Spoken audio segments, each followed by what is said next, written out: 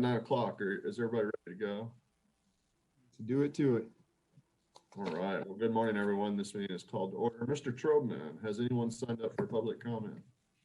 Morning, Commissioners. For the record, General Counsel, we do have one commenter.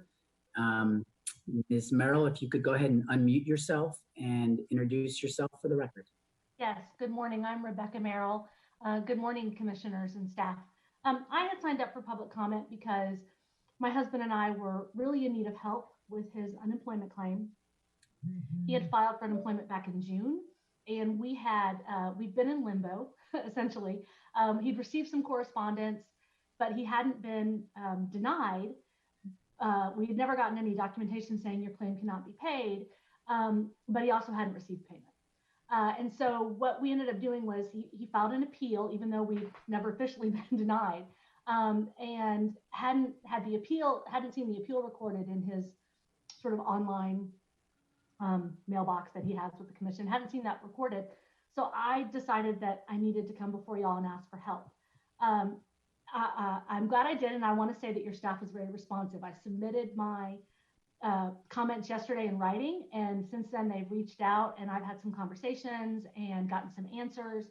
And so hopefully it looks like things are moving forward with his case, and so I really appreciate that. So your staff has been super responsive since I signed up to speak, and I know that y'all have yeoman's work, a huge amount of work that's come before you since all this has happened.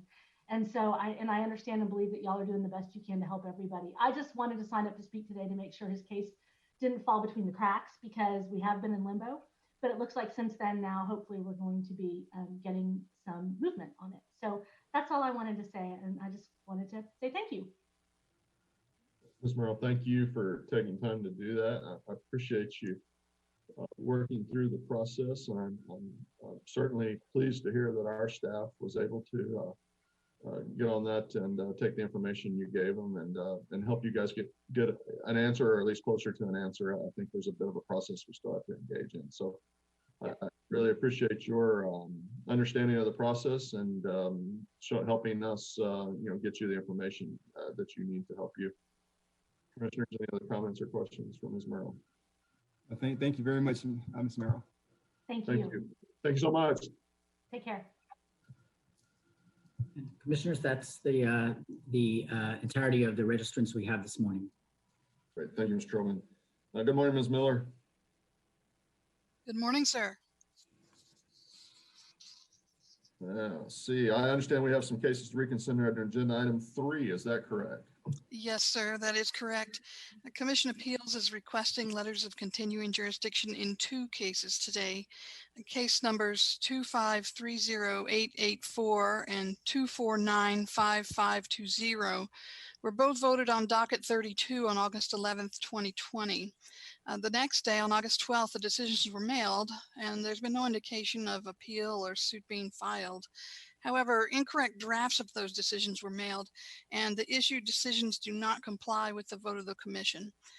Because those decisions are void, Commission Appeals is requesting to issue letters of continuing jurisdiction so that corrective action may be taken. Commissioner Alvarez? I agree with staff. Commissioner Demerson? I agree. And Mr. Chairman? I agree. Thank you very much. All right. Does that move us to agenda item 4, tax liability cases? Yes, sir. We have one case on agenda item 4. It's case number TD-20-060-0320. Commissioner Demerson? I agree with staff recommendation. Commissioner Alvarez? I as well agree with staff's recommendation. And Mr. Chairman? Agree with staff recommendation. Thank you very much. That concludes agenda item 4. We have no fair housing cases under agenda item 5. Is that correct? That's correct. No cases. Okay. And if we move to agenda item 6, we have one wage claim case pulled for additional discussion on docket 37. Yes, sir. It's case number 19-057-057-6. Commissioner Alvarez? Yes, ma'am. The decision should be modified. The evidence establishes the claimant spent more than 20% of her time devoted to the care of an employer and is entitled to overtime under the Fair Labor Standards Act. the claimant was not able to get 5 continuous hours of sleep, and there was no agreement to exclude sleeping time. Thus, the claimant is entitled to pay for the entire time she was present on site. For the period of the claim, the claimant worked 115.5 regular hours and 68 hours overtime, earning $2,936.25. No checks were issued to the claimant covering this period, and insufficient evidence has been presented to establish a cash payment to the claimant by a third party. Although the employer alleges the claimant received $1,500 in gift cards for the period, the claimant was denied receipt of the employer's testimony was inconsistent. Gift cards are not an appropriate form of payment under Section 61.016A of the Texas Labor Code, and the claimant did not agree to accept these cards as wages in writing, as required for payments in kind under Section 61.016B.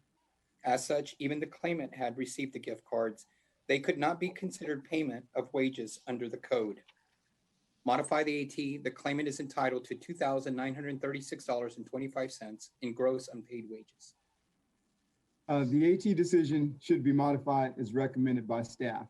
The documentary evidence from both parties was lacking, but the staff recommendation is based on a careful and reasoned analysis of what is available and of the parties' testimony.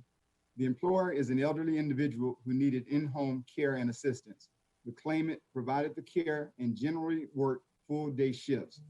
The staff recommendation gives the claimant the benefit of the doubt concerning hours worked and sleep time and other non-duty time. The employer paid the claimant with a combination of checks and Visa gift cards. The claimant acknowledged receiving $1,500 in Visa gift cards, which are the equivalent of cash, but said that they were meant to cover 3 bounced paychecks the employer had given her earlier. She documented only 2 bounced paychecks. The $1,436.25 amount recommended by staff is a fair and logical assessment of what the employer ultimately owes the claimant in unpaid wages. Accordingly, we should accept the staff recommendation. The employer owes the claimant $1,436.25 in additional wages. Modify the debit cap, $1,436.25 in wages owed.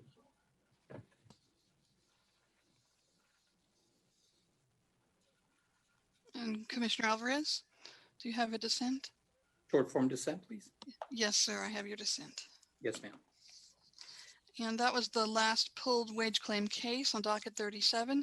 You should have received the short form dissent list this morning. I move we accept staff recommendations on the remaining wage claim cases on docket 37.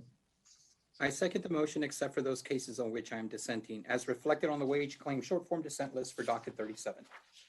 And I concur with the chairman's motion, except for the cases on which I'm dissenting, as reflected in the wage claim short form dissent list for docket 37. The motion passes with the exceptions noted. Thank you. Let's move to agenda item 7, consideration of unemployment insurance cases on docket 37. Proceed when you're ready. Yes, sir. Case number 2467646, Commissioner Alvarez. The decision should be affirmed. This case was reheard to give the employer another opportunity to provide text messages as evidence because they failed to produce those messages for the AT hearing. The employer again failed to produce the text messages. The assistant store manager originally testified that she did not know when the text messages were sent. But at the rehear, which occurred over a year after the incident, the assistant store manager testified that she knew the messages were sent after the warning.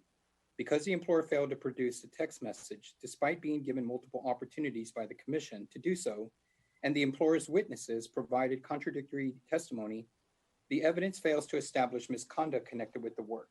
Affirm the AT, no misconduct chargeback. The AT decision should be reversed. The claimant's assertion that she ceased making threats of violence against her coworkers after she was warned to stop is not credible. Her denial was outweighed by testimony from a firsthand witness who saw the text and by a written statement from another individual who also witnessed the threat. Moreover, even if we accept the claimant's denial as fact, the evidence indicates that the employer did not know about the extent of these messages before speaking to the claimant. The messages themselves, which are in evidence, are threatening and laced with aggression and profanity. The fact that these texts surfaced after the claimant was spoken to does not diminish their severity. and the claimant clearly mismanaged her position of employment by engaging in such unacceptable behavior. We should therefore reverse the AT decision, misconduct, no chargeback, adequate employer response. Affirm the AT, no misconduct, chargeback. A short form. Yes, sir, Commissioner Dimerson. Thank you. Case number 2473235, Commissioner Demerson.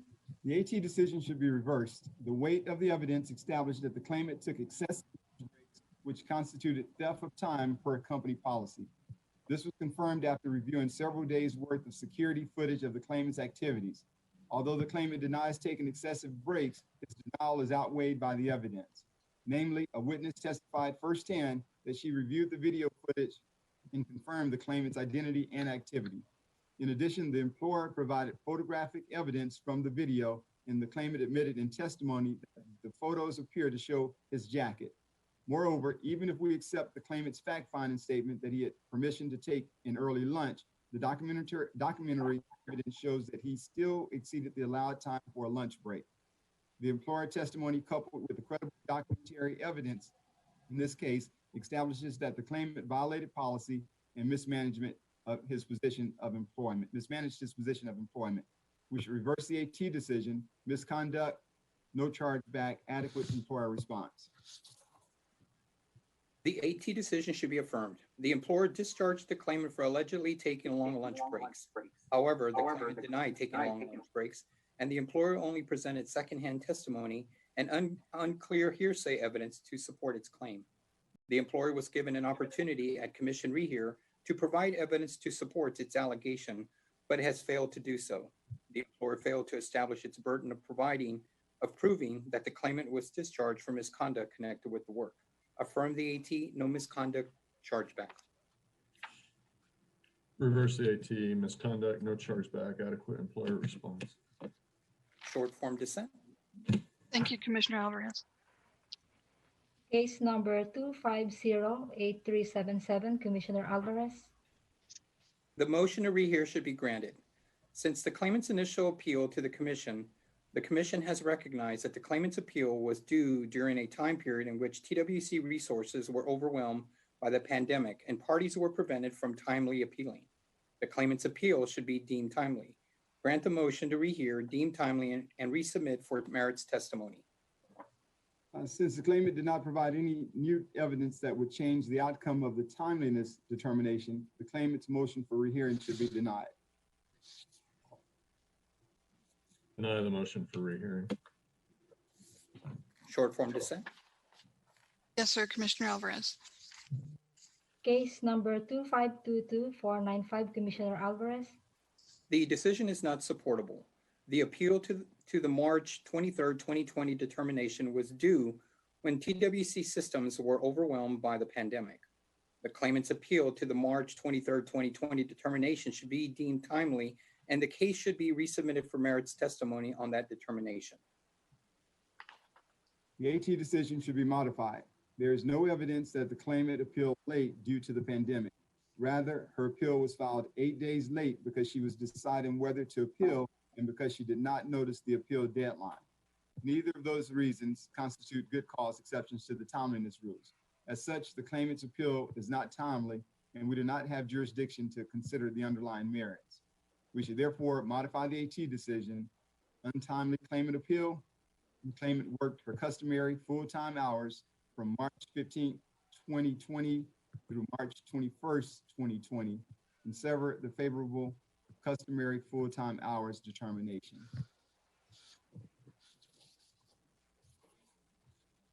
Modify the AT, untimely claimant appeal, customary full-time hours, not eligible March 15, 2020 through March 21, 2020, sever the favorable customary full-time hours issues. Short form dissent. Yes, sir, Commissioner Alvarez. Case number 2522867, Commissioner Alvarez. The decision should be modified. The claimant filed a valid claim because he was unemployed when the claim was filed. Regarding the job separation, the claimant is a veteran. He suffers from anxiety from his prior military experience, which was made worse by his job. The claimant took a medical leave of absence to attend a retreat through the VA. The owner asked the claimant to maintain contact with him, and the claimant provided firsthand testimony that he called the owner as requested. The employer only presented testimony from the CFO. Therefore, the claimant's testimony carries greater weight. As the claimant left work to seek medical care and keep in contact with the employer, he should be qualified for benefits due to his MBI. Chargeback should be voided because the employer is not a base period employer. Modify the AT, valid claim, no voluntary leaving, MVI, void chargeback. The AT decision should be modified. I agree that the claimant filed a valid claim. On the job separation, the claimant went on approved medical leave, but failed to keep in weekly contact with the employer as required. The claimant also testified that he did not attempt to return to the office to check on his status. The claimant initiated the job separation in this case, and he did not take adequate steps to protect his job. Also not agree to an MVI because the claimant's medical issues did not prevent him from contacting the employer as required. The claimant quit without work-connected good cause, and we should modify the AT decision. Valid claim, voluntary leaving, void chargeback. Modify the AT, voluntary leave, void chargeback, add valid claim.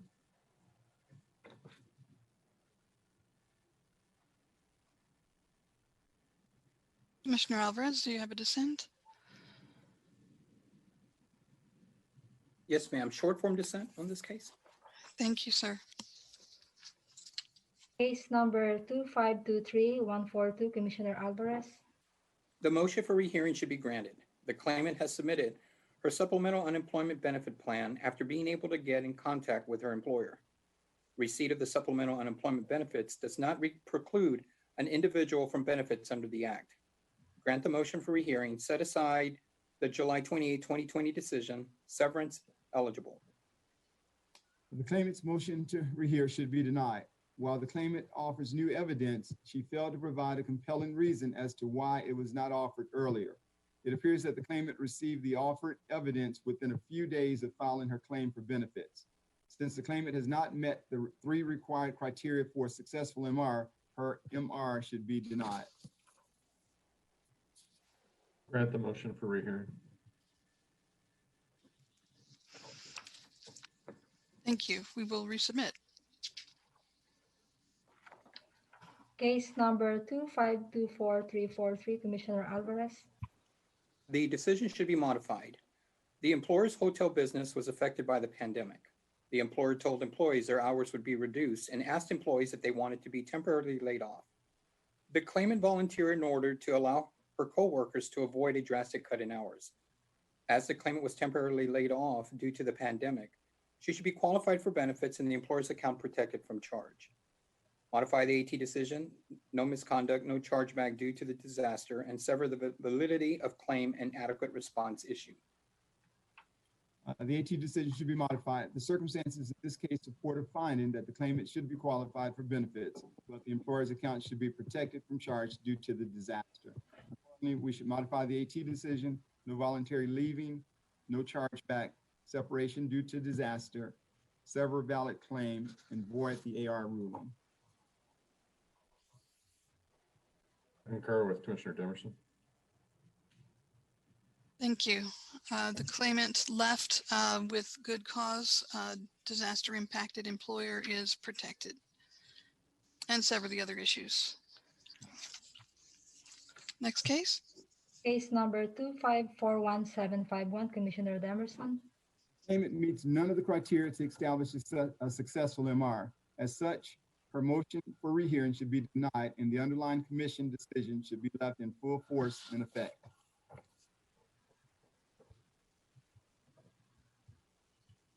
The claimant's motion for rehearing should be granted and her appeal to the commission should be deemed timely. The appeal period for the AT decision in this case fell within the timeframe in which commission was experiencing pandemic-related mailing and systems issue. It therefore cannot be determined with certainty that the AT decision was mailed to the claimant on its effective date or time that the claimant's appeal was actually submitted outside the appeal period. Grant the motion for rehearing, deem commission appeal timely, and resubmit the case on merits.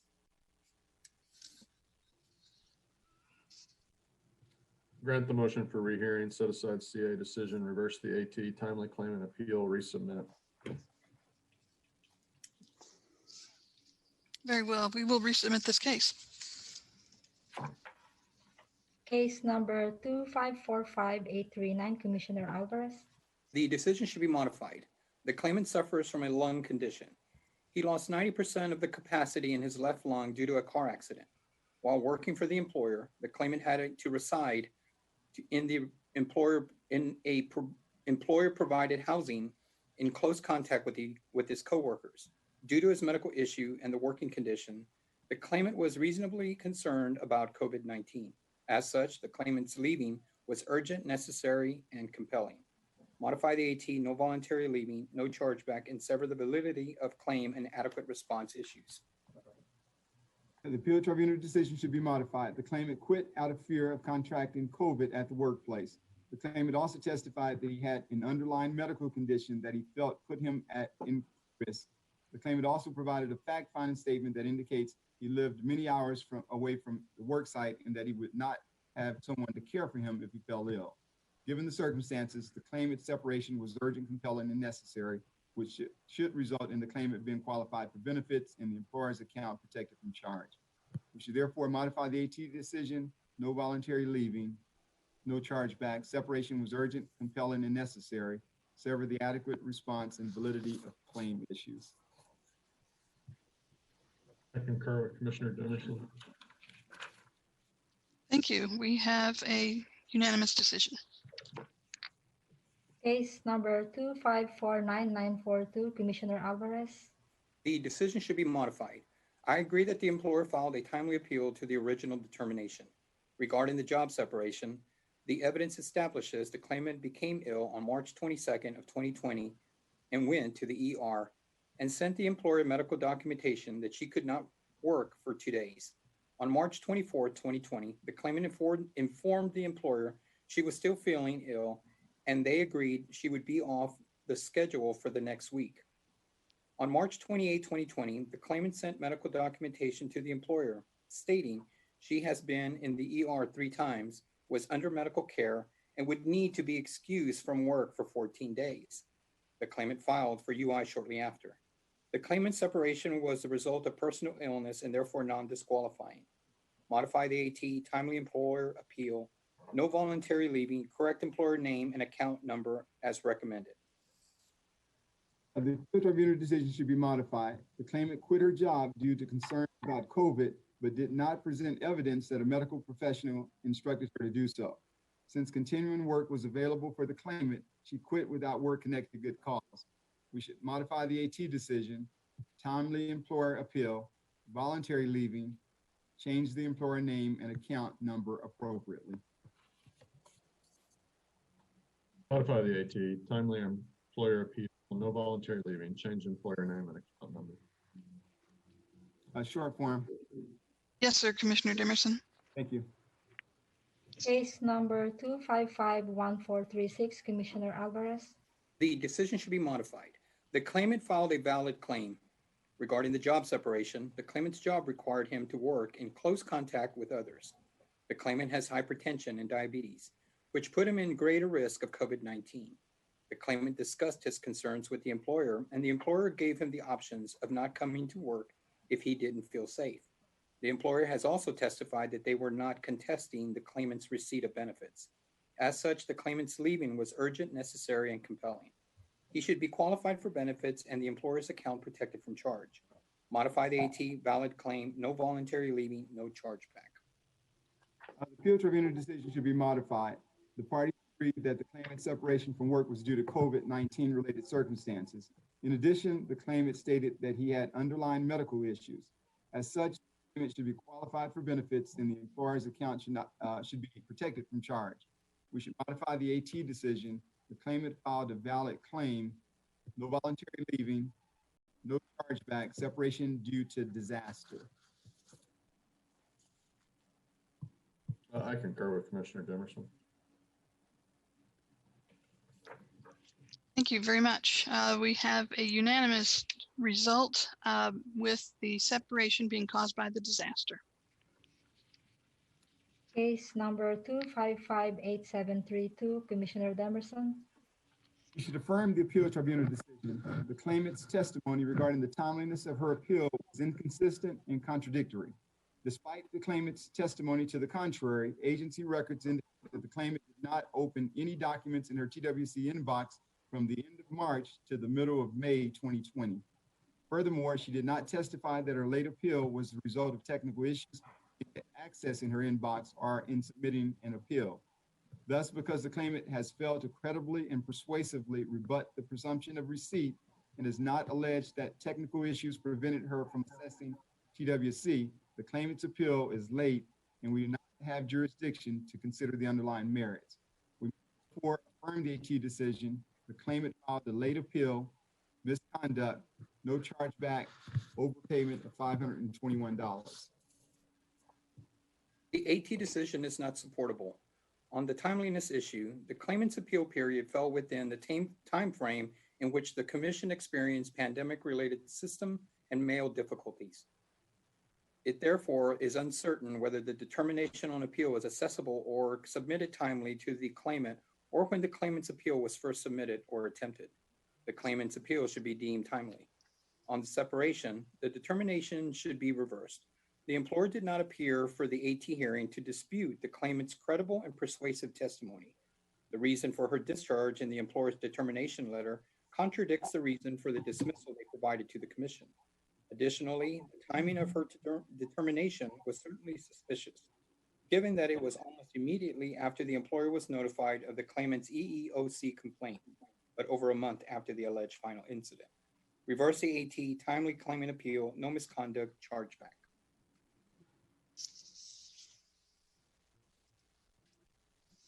Reverse the AT, timely claimant appeal, no misconduct, chargeback, no overpayment. Short form dissent.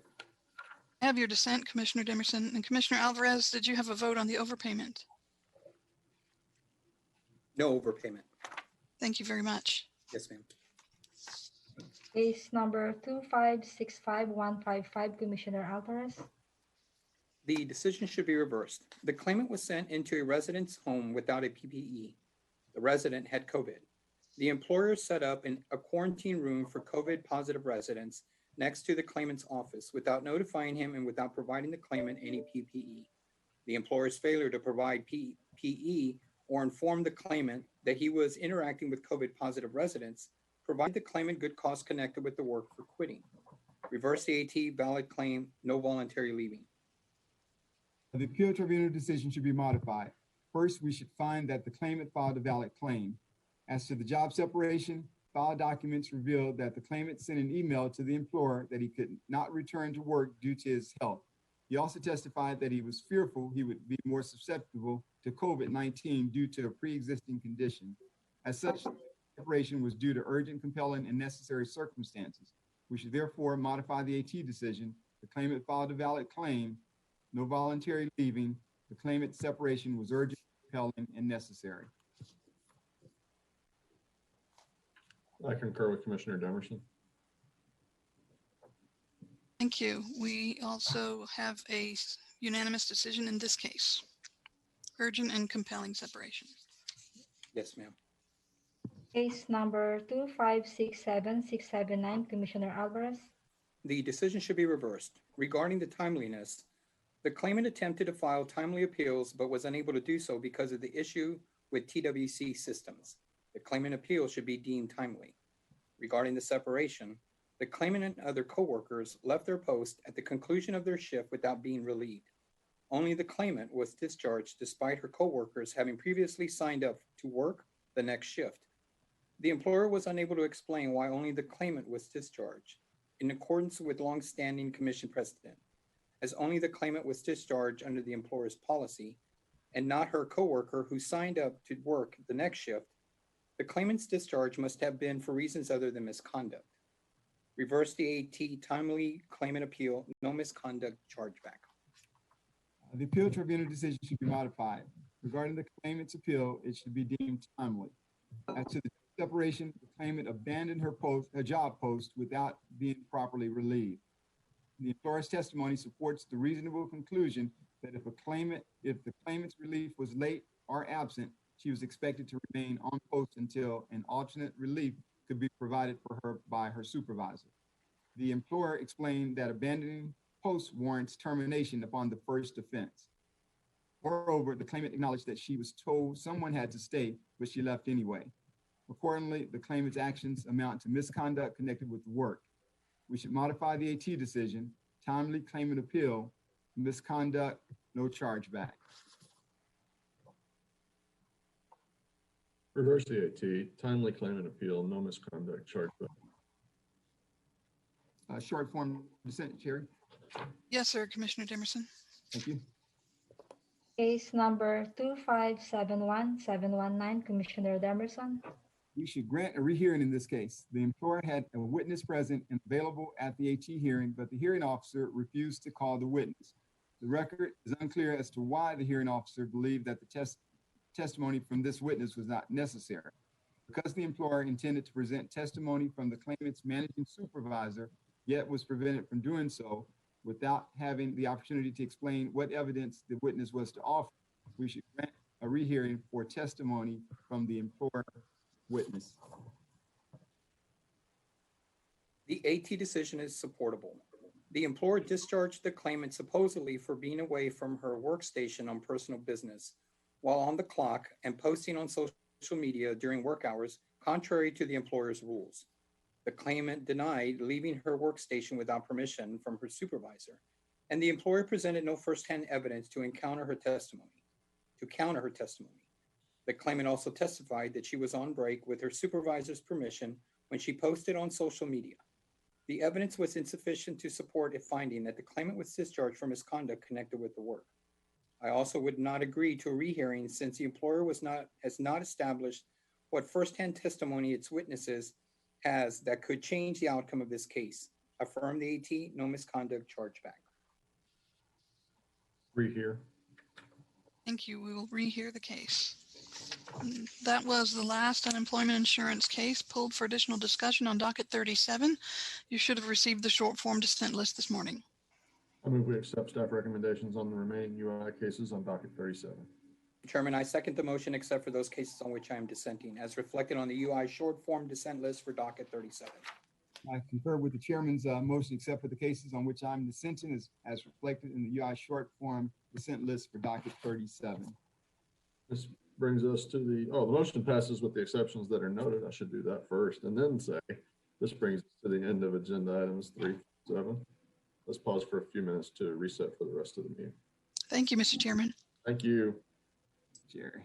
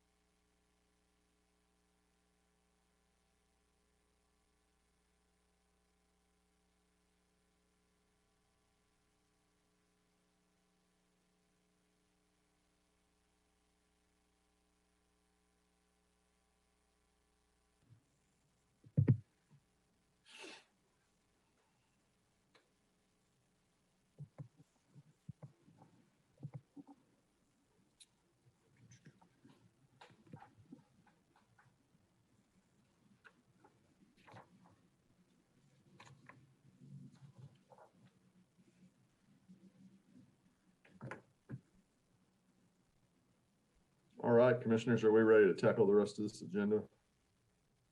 Roll. Yes, sir. All right, perfect. So we're going to move to agenda item 8, discussion, consideration, and possible action regarding proposed rule amendments to 40 TAC, Chapter 802, Subchapter I, relating to the issuance of workforce awards. Hi, good morning, Chair Daniel, Commissioners, Mr. Cerna. For the record, I'm Joel Mullins with Workforce Development. Texas Workforce Commission, Chapter 802, Integrity of the Texas Workforce System Rules, Subchapter I, allow the Commission to establish monetary and monetary awards to encourage and recognize the work of boards and AEL grant recipients. On March 17th, the Commission approved a policy concept outlining recommended amendments to these rules to align with current workforce award practices, remove provisions that are no longer required under WIOA, and clarify the Commission's authority to issue awards. The policy concept was posted on the TWC website for a 3-week board comment period, and no comments were received. At this time, staff seeks direction on proposed amendments to Chapter 802, Subchapter I, as reflected in your meeting materials for publication in the Texas Register for a 30-day public comment period. And I'm happy to answer any questions you may have. Comments or questions? No, Chairman. No, Chairman. None here. All right, do we have a motion? I move that we approve the proposed modifications to Chapter 802, Integrity of the Workforce System, to be posted to the Texas Register for comment as discussed by staff. Got a second? It's been moved and seconded. We're unanimously.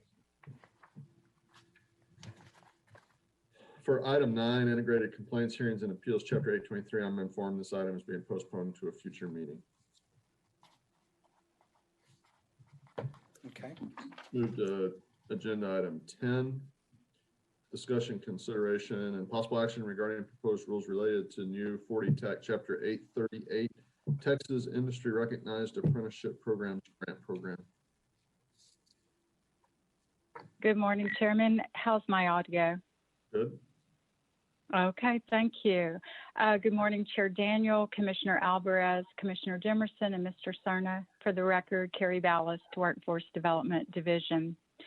House Bill 2784, enacted by the 86th Texas Legislature, amended Chapter 302 of the Texas Labor Code by adding Subchapter I, creating the Texas Industry Recognized Apprenticeship Programs, or IRAPS, grant program to address Texas's immediate industrial workforce needs resulting from the impact of hurricanes, other natural disasters, and overall workforce shortages. The proposed rules address topics such as the following: administration and enforcement of grant program requirements, eligibility criteria, reimbursements, guidelines for determining the economic impact of funded programs, and the establishment of total grant funds to be awarded to a grant recipient. At this time, staff seek direction on approval of proposed rules for new Chapter 838 to be published in the Texas Register for a 30-day comment period. Thank you, and I'm available to answer any questions you may have. Any questions or comments? Chairman, the only comments I'd like to say is, first of all, I'd like to thank Carrie for all the work that she's put into this, and Desi since our last legislative session. And I can assure you that many people are interested in this IRAP program, the 2784 that was introduced by Dave Phelan. So great work. We look forward to seeing more. People are actually looking forward to this process and seeing what's going to come out of it. So again, thank you, Carrie, and to Desi and her team for putting this all together and working on it so hard. Sure, I think it offers employers another opportunity, and so we're looking forward to it. Self-sufficiency wages, that was something that Carrie, our team discussed with you guys, and so that was a new that we hadn't heard, but I know that's talked about already, and so congratulations on getting it to this point. Looking forward to having it posted. All right, thank you. Do we have any motions? I move that we approve the proposed rules as recommended relating to Chapter 838 to be published in the Texas Register for public comment. A second. Been moved second. Where you? Thank you. Thank you. Let's move to agenda item 11, discussion, consideration, and possible action regarding the Texas Workforce Commission fiscal year 2021 itemized operating budget and 22-23 legislative appropriations request. Good morning, Chairman, Commissioners, Mr. Cerna. For the record, Chris Nelson, Chief Financial Officer. This morning, I will be presenting 3 items for consideration that will be part of our 22-23 legislative appropriation request. I will present the capital and exceptional items, 5% reduction, and our proposed rider revisions separately, and ask for any questions, comments, or motions after each item to ensure the record is clear of what comments or motions pertain to each item. The first item we will go over this morning, capital budget and exceptional items discussed last week. The document is unchanged with the exception of listing the apprenticeship expansion item raised by Commissioner Alvarez last meeting. You should also write up for Commissioner Alvarez's request as a separate document. As nothing else related to the previous capital budget items are changed at this time, I'll be happy to answer any questions regarding capital budget and exceptional items. All right, any comments or questions for Chris?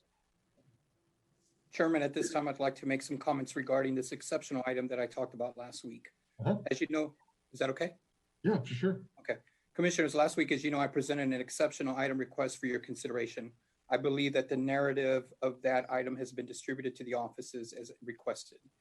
I would also like to propose 1.5 million of GR for development and implementation of both youth and adult apprenticeship career pathways into registered apprenticeship training programs. Texas Education Code Chapter 133 allows for pre-apprenticeship training leading to related classroom training for apprentices.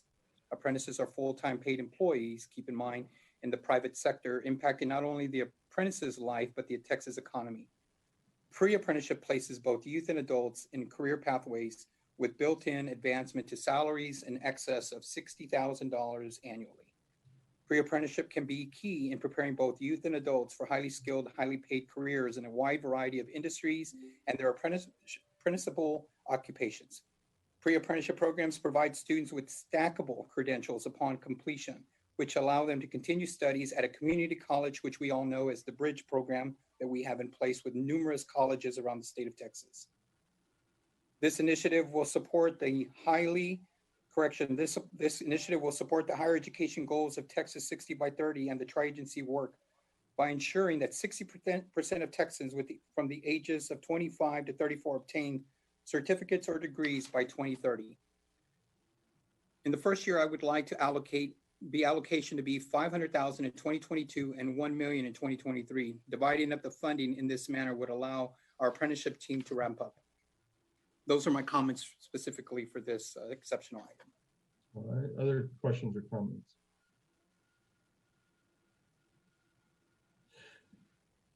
So, expanding our conversation from last week, I just want to continue to express my thoughts on my opposition to including this as an exceptional item. While certainly I support the apprenticeship program, I think it's actually one of our strongest opportunities to address both some middle skills issues that I see and some trades issues that I see in the state.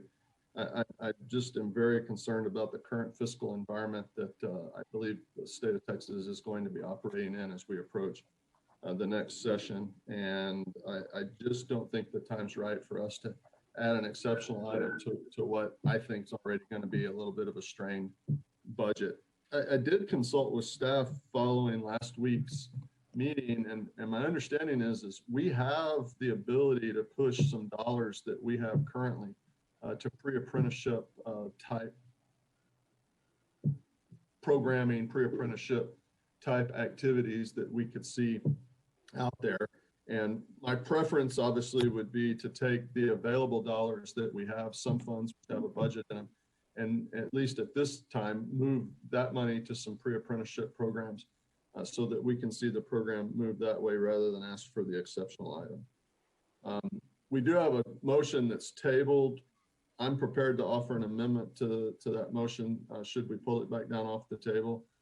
To not do this, certainly we need to discuss this and you know, everybody needs to make sure they get all their questions answered and whatever comments are germane to this on the table. So before we pull down that motion from the table and consider the motion that was before us last week, you know, I just want to make sure that everybody's had a chance to address any questions or comments that they might have.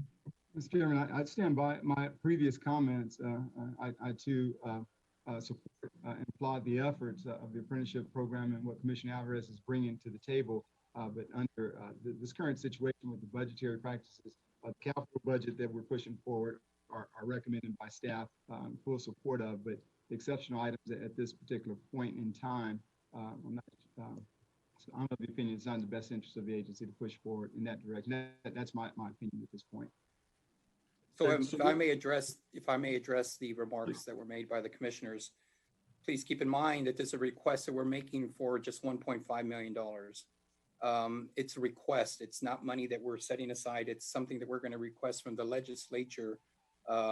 Whether they fund it or not, it's just a request on our behalf. I understand the concerns of the commissioners, but again, it's a request. It's not a huge amount. I will tell you that the only amount, and I'm not sure exactly, the conversations that I've had with staff is the only funding that I know that supports apprenticeship or pre-apprenticeship is WIOA, and that comes in the form of $1.6 million. And so it's not like some of the other services where they can use blended services like TANF, WIOA, skills. I mean, those are blended. We cannot use DOL funding for specific programs that we have here listed. So whether the optics may appear that we have a lot of money when we received the $9.4 million from the Department of Labor, those monies specifically are used for certain areas of apprenticeship. It's not for, IRAPs or some of the other programs that our industry partners have shown concerned with. I will tell you that we did get a good plug a couple of weeks ago from a young lady that was part of the 2784 signing event that we were at, Commissioner. And so just want to keep in mind that it's just an ask from the agency in a very small amount. But I certainly understand your concerns.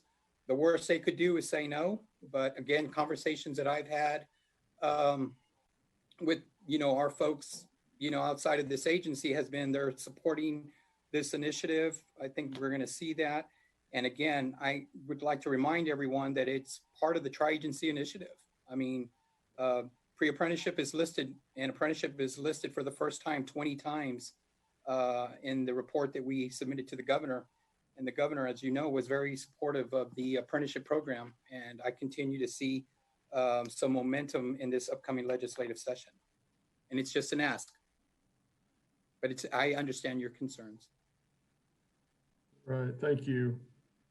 So I'm recommending we take from the table the motion that we tabled last meeting. Is there any objection to bringing that motion back for consideration? No objection. I move to amend that motion with an amendment that would strike the exceptional item request as presented by Commissioner Alvarez, and that would restore the motion to the original recommendation made by staff. So that would require a second, but that is my motion. Yeah, I second that motion.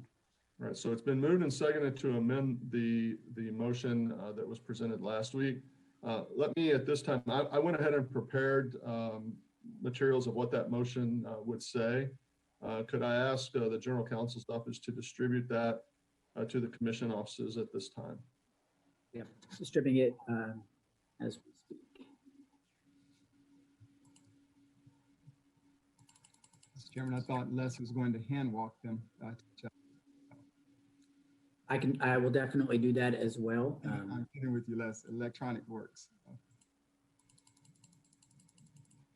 They are on the way. So Chairman, if I may ask again, for the record, if you could read your motion so that I can, for the record, I can acknowledge what my response is going to be to that. Sure. My motion in effect restates the staff recommendation from last week. So it would be the staff recommendation from last week's commission meeting. And it would be the materials that are in your book today, with the exception of it would eliminate the commission exceptional item proposal that's on page 6 of 6 of today's materials. Otherwise, the rest of the staff recommendation would remain intact.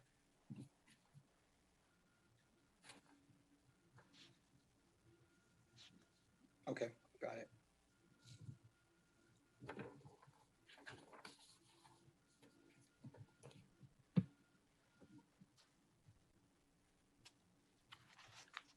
I'm pausing. I just want to make sure everybody has a chance to see the proposed motion, and I want to make sure you have a chance to review that. And if there's any questions or clarifications that I can make, I'm more than happy to do that. So the pause is just simply so that you have an opportunity to look at what I'm proposing.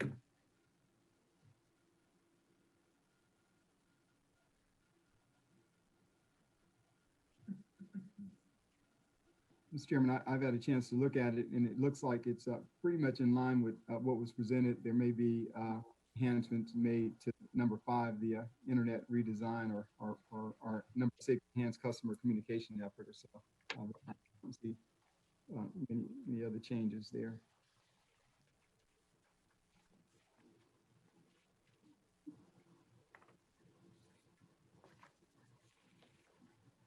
Chairman, if I may, could I ask for a few-minute recess? Yeah, Okay, absolutely. thank you, because I haven't had a chance to see this. absolutely. Thank you.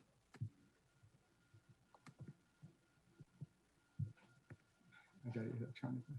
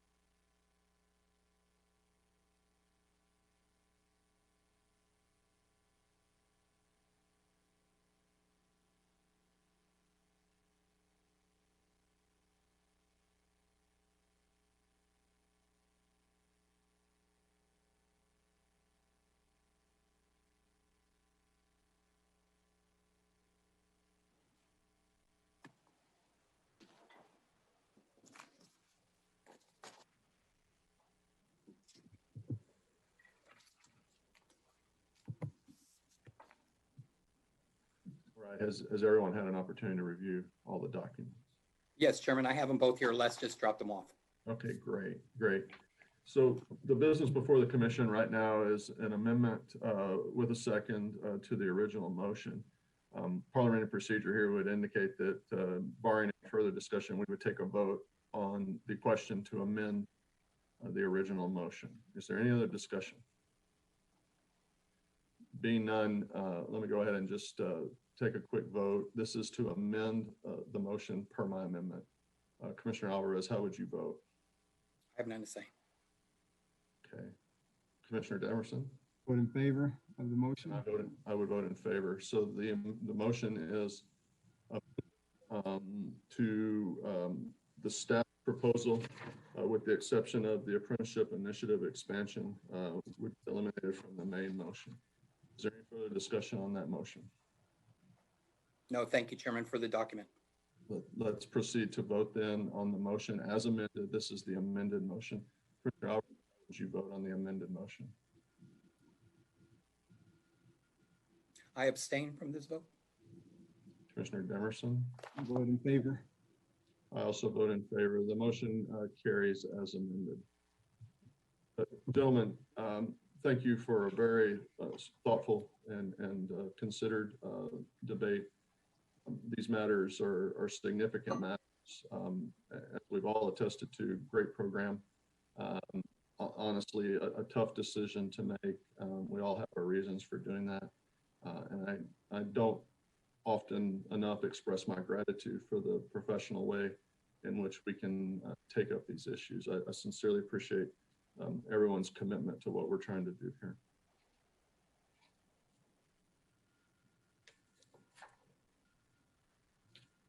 Oh, Chairman, are we ready? Yeah, I think that addresses 11A and 11B. Let's move to 11C. So the second item we will discuss is the 5% GR reduction TWC must make as part of its 22-23 LAR submission. TWC's 5% GR base reduction amounts to $20,105,000 and $105,004 over the biennium. You have a document based on staff recommendations to meet this required 5% cut. The items are listed 1 through 7 and include a brief description, including if there's a rider impact. The first item is an $8 million reduction in our employment services strategy. This would be directly related to Rider 28 in our bill pattern, in which we receive GR to provide grants for these services. The second item is a reduction in our AEL strategy. This would limit our ability to provide services under the rider for the Workforce Diploma Pilot Project in 22 and 23. The third is a reduction in our BET strategy. This is GR dedicated revenue, meaning we can only spend revenue we collect. And this revenue has been decreasing, so a budget reduction will be eventually necessary even without the 5% reduction. Fourth item is to sweep Fund 165 GR, which consists of UI penalties and interest that were not budgeted in the labor law program. Item 5 is a reduction to the vocational rehab GR. This one does have a federal impact, as any reduction reduces the amount of federal funds that can be matched, but we feel confident there are sufficient federal grant balances that we can run the program with no reduction in services throughout 2023. Items 6 and 7 are proportional reductions to the JET and skills programs that get us to the required $20 million. These two would limit the amount of skills and JET grants TWC could issue in 22 and 23. That concludes my comments, and I would be happy to answer any questions at this time. Are there any comments or questions? No, Chairman, not at this time. None here. All right, do we have any motions? I move that we approve the recommended base reduction options as presented by staff. Second. I also am in favor of that. It's been moved and seconded, and we're unanimous. The last item I will cover are proposed rider revisions as part of LAR. Most revisions amount to technical corrections, but there are a few I will call out. The first is Rider 28, which is related to our GR reduction item just discussed. The next is a removal of Rider 46, which was a one-time request to review the AEL program.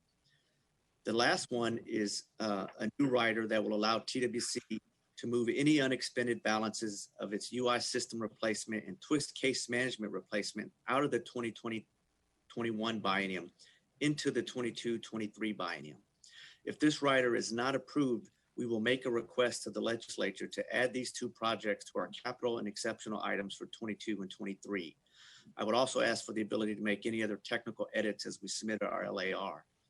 That concludes my comments, and I would be happy to answer any questions. Any comments or questions for Chris? No, Chairman. None here. Thank you. Do we have any motions? I move that we approve the fiscal year 2022-2023 riders as presented by staff. Second. It's been moved and seconded, and I think we're unanimous on this one as well. Thank you, and that concludes my item. Thank you. I'm told that staff does not have anything to present for item 12, statewide initiatives. Let's move to our item 13, which is our disaster standing item. Do we have any updates under item 13? Sorry, I was muted. No, sir, we do not. No. Item 14, discussion, consideration, and possible action regarding approval of local workforce development board nominees. Good morning, Chairman Daniel, Commissioner Alvarez, Commissioner Dimerson, and Mr. Cerna. For the record, Shanta Williams with the Workforce Development Division. And before you for consideration today, we have Workforce Board nominees for Workforce Solutions Alamo, Tarrant County, Middle Rio Grande, Northeast Texas, West Central Texas, and Panhandle. This concludes my request, and I'm here to answer any questions you may have. Comments or questions? Chairman, no questions or comments at this time. Thank you. Do we have a motion?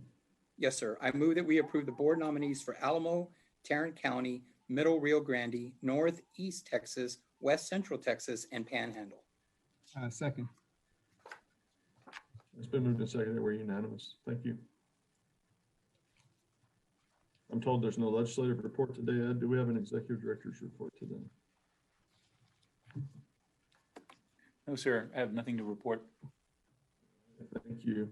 The time is now 10:04. The Texas Workforce Commission is now going into executive session to discuss the appointment, employment, evaluation, reassignment, duties, discipline, or dismissal of the executive director, internal auditor, executive staff, or other personnel pursuant to Texas Government Code Section 551.074A1.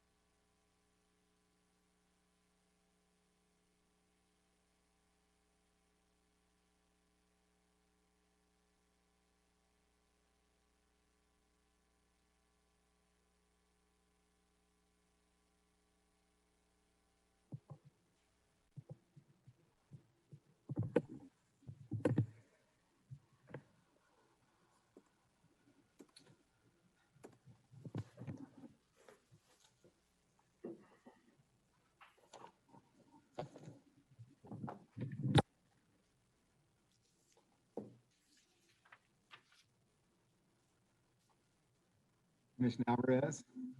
Just had to walk the furthers. Yeah. And I have smaller feet, Oh, smaller steps. the executive session is now concluded. The time is 10:52. Is there any other order of business come before the commission? Do we Not have here. a motion to adjourn? Chairman, I move that we adjourn. Second that motion. It has been moved and seconded to adjourn, and we are adjourned. Thank you, everybody. All right.